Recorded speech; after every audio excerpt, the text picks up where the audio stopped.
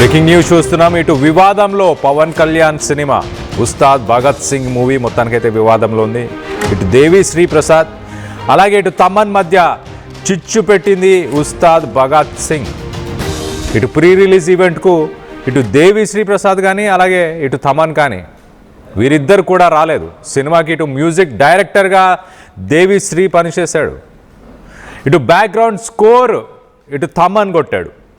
ఇటు Mythri movie makers నిర్ణయంతోనే ఇటు Devi Sri ప్రసాద్ని last మినిట్లో అతని ప్లేస్లోకి ఇటు తమన్ ఎంట్రీ వచ్చింది. తమన్ని ఇటు మైత్రి మూవీ మేకర్సే ఎంటర్ చేశారు. దీంతో దేవి శ్రీ ప్రసాద్ అసంతృప్తిగా ఉన్నట్లు వార్తలు వస్తున్నాయి. అందుకే ప్రీ రిలీజ్ ఈవెంట్కి ఇటు దేవిశ్రీ దూరంగా ఉన్నాడు. తాను మ్యూజిక్ చేయని సినిమాకి రావడం ఎందుకని దూరంగా ఇటు తమన్ కూడా ఆ ఈవెంట్కి దూరంగా ఉన్నట్టు తెలుస్తుంది. ఇటు పవర్ స్టార్ అంటే ఇటు దేవిశ్రీ మ్యూజిక్ ఉండాల్సిందే.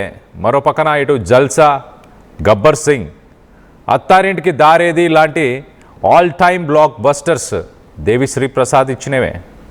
ఇటు మైత్రి మూవీ మేకర్స్ ప్రొడక్షన్లో ఇటు దేవిశ్రీ ప్రసాద్కి రెండోసారి చేదు అనుభవం అని చెప్పచ్చు.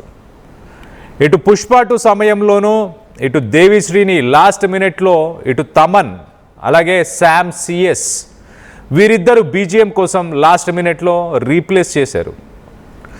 ఈ దేవిశ్రీ మ్యూజిక్లో పస తగ్గిందా లేకపోతే పదే పదే ఎందుకు ఈ అవమానం? మ్యూజిక్ ఆయనతో చేపించుకుంటున్నారు, బ్యాక్గ్రౌండ్ మ్యూజిక్ మాత్రం ఇటు తమన్తో చేపిస్తున్నారు.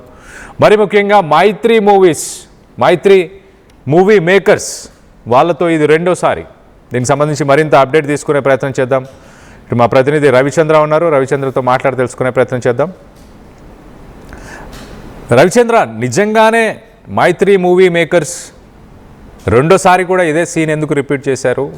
వాస్తవానికి మైత్రి మూవీ మేకర్స్ దీనికి సంబంధించి ఏమైనా వాళ్ళు మాట్లాడారా లేకపోతే డైరెక్టర్ హరీష్ శంకర్ ఏమైనా మాట్లాడారా? పవన్ కళ్యాణ్ హీరోగా నటిస్తున్న ఉస్తాద్ భగత్ సింగ్ సినిమా అనివార్య కారణాల వలన ప్రీ రిలీజ్ ఫంక్షన్ కి ఇద్దరు సంగీత దర్శకులు కూడా అటు దేవిశ్రీ ప్రసాద్, తమన్ ఇద్దరు ఈ సినిమాకి పనిచేశారు. బ్యాక్గ్రౌండ్ స్కోర్ తమన్ ఇస్తే పాటలు మొత్తం కూడా దేవిశ్రీ ప్రసాద్ ఇవ్వటం జరిగింది. ఇద్దరు ప్రీ రిలీజ్ ఈవెంట్ కి హాజరు కాకపోవడంతో దానిపై పలు గాసిప్స్, పలు అనుమానాలు అయితే అభిమానుల్లో, ప్రేక్షకుల్లో వ్యక్తమవుతూ ఉన్నాయి. ఒక సినిమాకి ఇద్దరు సంగీత దర్శకులు పనిచేయటం అనేది గతంలో కూడా చాలా సార్లు చూసాము. ఈ సినిమాని అనుకోకుండా 2 వారాల ముందుకి తీసుకొచ్చారు, రిలీజ్ డేట్ ని ముందుకు తీసుకొచ్చారు. చాలా తక్కువ టైంలో ఈ సినిమా పోస్ట్ ప్రొడక్షన్ కంప్లీట్ చేయాల్సిన అవసరం ఉంది, రీ రికార్డింగ్ అన్ని కూడా. దానికోసమని తమన్ సహాయం తీసుకుంటున్నట్లుగా యూనిట్ అయితే వెల్లడించింది. అది కూడా దేవిశ్రీ ప్రసాద్ అనుమతితోటే. గతంలో కూడా పుష్ప 2 సినిమా టైంలో కూడా ఇలాగే దేవిశ్రీ ప్రసాద్ ఆ సినిమాకి సంగీత దర్శకుడిగా ఉన్నప్పటికి కూడా రిలీజ్ టైంలో బ్యాక్గ్రౌండ్ స్కోర్ కి అలాగే మిక్సింగ్ కి తమన్ని అలాగే Malayali music director Sam CS ని వాడుకోవటం జరిగింది. వాళ్ళిద్దరి సహాయం కూడా తీసుకున్నారు. అదే ప్రకారంగా ఈ సినిమా కూడా రిలీజ్ డేట్ ముందుకు రావటం వలన పని త్వరగా కంప్లీట్ చేయటం కోసం తమన్ సహాయం కూడా తీసుకుంటున్నట్లుగా దర్శకుడు హరీష్ శంకర్ అయితే చెప్పడం జరిగింది. ప్రీ రిలీజ్ ఈవెంట్ కి యాజ్ యూజువల్ గా దేవిశ్రీ ప్రసాద్ చాలా బిజీగా ఉన్నారు, అందువలన తను రాలేకపోయాడు. అలాగే తమన్ ఈ సినిమాకి ఓన్లీ బ్యాక్గ్రౌండ్ స్కోర్ చేశాడు కాబట్టి తను రావటం కరెక్ట్ కాదు అని తమన్ ఆగిపోయాడు అంటూ కూడా హరీష్ శంకర్ చెప్పడం జరిగింది. సో ఇది ఒక పెద్ద సినిమాకి ఇద్దరు సంగీత దర్శకులు, ఇద్దరు పెద్ద టెక్నీషియన్స్ పనిచేయటం అనేది ఒక విధంగా సినిమాకి ప్లస్ పాయింట్ అయినప్పటికీ కూడా ప్రేక్షకుల్లో అలాగే అభిమానుల్లో కూడా కొంత గందరగోళం ఉంది. అంటే దేవిశ్రీ ప్రసాద్ని తప్పించారా? బ్యాక్గ్రౌండ్ స్కోర్ చేయడానికి దేవి పనికిరాడా? తమన్నే ఎందుకు తీసుకుంటున్నారు? బ్యాక్గ్రౌండ్ స్కోర్ లో తమన్ స్పెషలిస్టా? ఇలాంటి కామెంట్స్ సోషల్ మీడియాలో బాగా వైరల్ అవుతున్నాయి. కళ్యాణ్.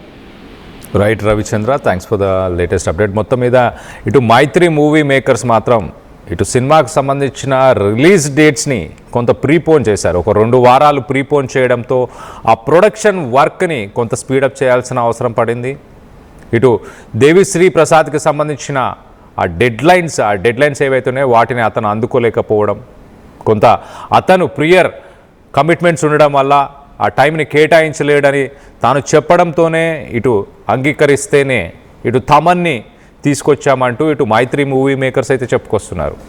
ఇటు టాక్సిక్ సినిమా కూడా కొంత పోస్ట్పోన్ అవ్వడం వల్ల ఈ ఉగాది పండగకి బాక్స్ ఆఫీస్ని కవర్ చేయాలన్న ఉద్దేశంతోనే ఇటు ఉస్తాద్ భగత్ సింగ్ కొంత ప్రీపోన్ చేశారు అంటూ ఇటు మూవీ మేకర్స్ అయితే చెప్పుకొస్తున్నారు. మరొక పక్కన ఇటు ఫ్యాన్స్ మాత్రం కొన్ని పాయింట్స్ని కొన్ని ఇష్యూస్ని రేస్ చేస్తున్నారు. గతంలో కూడా ఇటు పుష్ప 2 సమయంలో కూడా దేవిశ్రీ ప్రసాద్కి ఇలాంటి ట్రీట్మెంటే ఎలా ఇచ్చారు. అప్పుడు కూడా ఇటు లాస్ట్ మినిట్లో ఇటు తమన్ని అలాగే ఇటు Malayalam music director Sam CS అతన్ని లాస్ట్ మినిట్లో ఎలా రోపించేశారు. అప్పుడు కూడా ప్రియర్గా టైం ఇటు దేవిశ్రీ దగ్గర తీసుకోలేదా. మొత్తానికైతే ఈవెంట్కి ఇద్దరు దూరంగా ఉన్నారు, ఇటు తమన్ అలాగే దేవిశ్రీ ప్రసాద్. ఇటు మైత్రి మూవీ మేకర్స్తోని కొంత డిసప్పాయింటెడ్గా దేవిశ్రీ ఉన్నట్టు కూడా తెలుస్తుంది.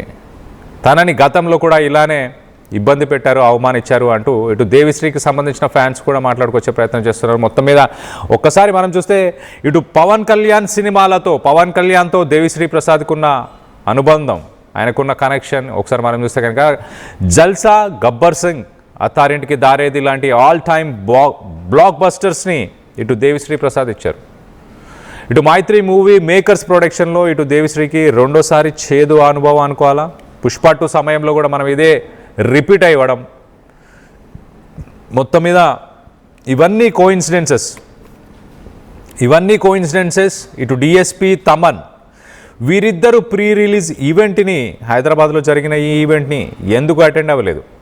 మరో పక్కన ఇటు డైరెక్టర్ హరీష్ శంకర్ చాలా క్లియర్గా తమన్ ఆ ప్రాజెక్ట్కి నేను పని చేయలేదు కదా, ఫండమెంటల్గా ఇటు డిఎస్పి ప్రాజెక్ట్ కదా అది అంటూ మొత్తానికైతే తను రాలేదంటూ ఇటు డైరెక్టర్ హరీష్ శంకర్ చెప్తున్నారు.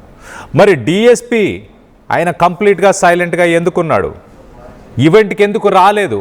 ఈవెంట్కి రాకపోవడంతో మొత్తానికైతే ఏదైతే ఒక రూమర్ ఇటు మైత్రి మూవీ మేకర్స్కి సంబంధించిన ఆ ప్రయారిటీ ఏదైతే రూమర్ ఉందో ఆ రూమర్ ఖచ్చితంగా దాన్ని బలపరుస్తుంది. ఇటు డిఎస్పి సైలెన్స్ అలాగే డిఎస్పి ఆ ఈవెంట్కి అటెండ్ అవ్వకపోవడం. సో మొత్తం మీద గతంలో జరిగిన సీనే మళ్ళీ రిపీట్ అయిందా, కావాలనే ఇలా డిఎస్పిని పక్కన పెట్టే ప్రయత్నం చేస్తున్నారా? దీనికి సంబంధించి మీరేమనుకుంటున్నారు? మీ అభిప్రాయాలని కింద కామెంట్ రూపంలో తెలియచేయండి. అలాగే డిఎస్పి వస్తాడని ఇటు హరీష్ శంకర్ ఈవెంట్లో చెప్పాడు. అంటే లాస్ట్ మినిట్ దాకా ఇటు ప్రీ రిలీజ్ ఈవెంట్లో లాస్ట్ మినిట్ దాకా ఇటు డైరెక్టర్ హరీష్ శంకర్కి డిఎస్పి వస్తా అని చెప్పి మరి అతను హ్యాండ్ ఇవ్వడానికి గల కారణం ఏంటి? ఇటు పవన్ కళ్యాణ్కి పెద్ద ఫ్యాన్, ఆల్ టైమ్ ఫ్యాన్ అంటూ చెప్పుకునే ఇటు డిఎస్పి పవన్ కళ్యాణ్ ఈవెంట్కే రాకుండా ఎలా ఉన్నాడు? ఇదంతా పవన్ కళ్యాణ్కి తెలిసే జరుగుతుందా, ఆయనకు చెప్పే చేస్తున్నారా?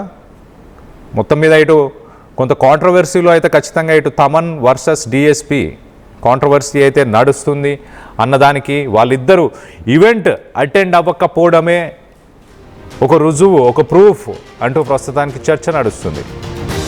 మొత్తం మీద డిఎస్పి కంటే తమన్ బెటర్ అని భావిస్తున్నారా? ఇటు డిఎస్పి కంటే తమన్ బెటర్గా బ్యాక్గ్రౌండ్ మ్యూజిక్ ఇస్తాడని భావిస్తున్నారా? సినిమాకి మ్యూజిక్ అయితే ఇటు డిఎస్పియే ఇచ్చాడు, కానీ మరి బ్యాక్గ్రౌండ్ మ్యూజిక్కి తమనే కావాల్సి వస్తుందా? తమన్కి ఇండస్ట్రీలో డిమాండ్ పెరిగిందని మీరు అనుకుంటున్నారా? దీనికి సంబంధించి మీ అభిప్రాయాలు ఏంటనేది కింద కామెంట్ రూపంలో తెలియపరచండి.